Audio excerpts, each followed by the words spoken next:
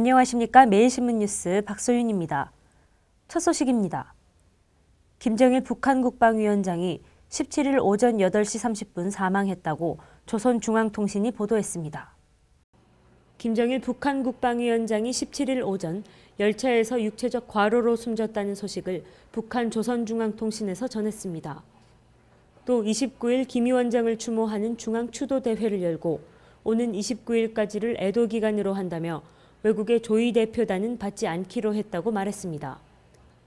중국에서도 김정일 북한 국방위원장의 사망 소식을 긴급히 전하고 있으며 상하이 종합지수는 김 위원장 사망 소식 이후 전날보다 2.57% 하락해 연중 최저치를 기록했습니다.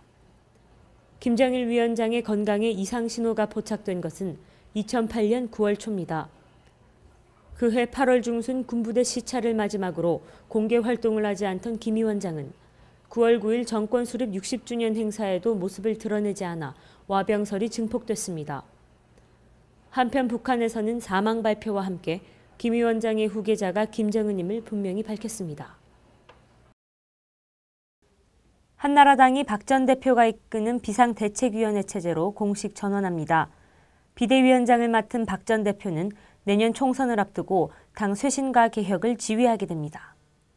한나라당이 전국위원회를 열어 비상대책위원회 출범식을 공식화합니다. 박근혜 전 대표가 비상대책위원장을 맡게 되고 최고위원회의 권한은 비상대책위로 넘어갑니다. 박 전 대표는 당 대표직에서 물러난 지 5년 5개월 만에 비상대책위원장으로서 당 운영 전면에 나서는 것으로 그동안 주춤했던 정책, 인적 쇄신 작업도 급물살을 탈 것으로 보입니다. 비대위원 수는 최고위원회와 비슷한 9명 안팎이 될 것으로 보이며 이 가운데 적지 않은 인원이 당 외부 인사로 채워질 전망입니다.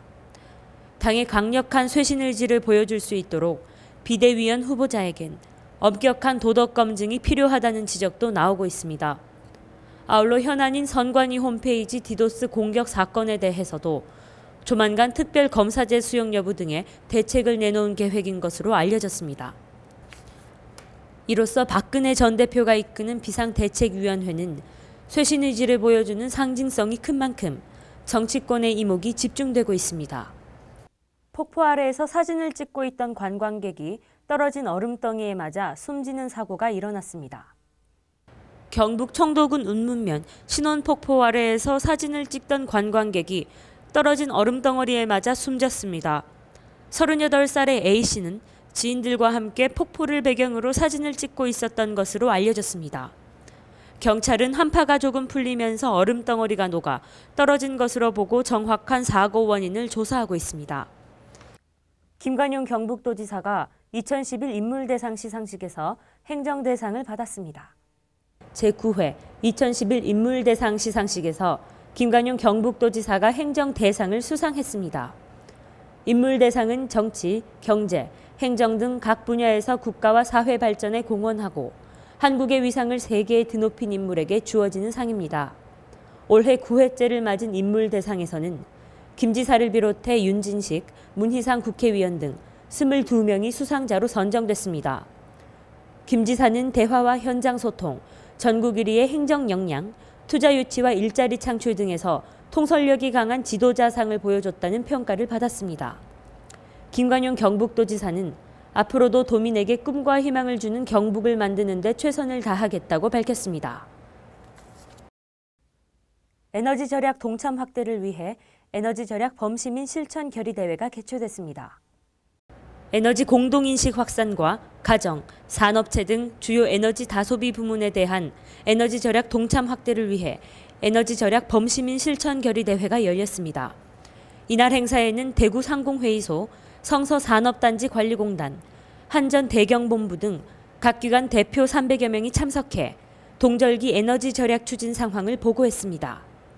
겨울철 전력 수급 전망, 에너지 절약 추진 대책에 대해 보고하고 지난 9월 발생한 정전 사태와 이에 따른 재발 방지 대책에 대한 논의도 나눴습니다.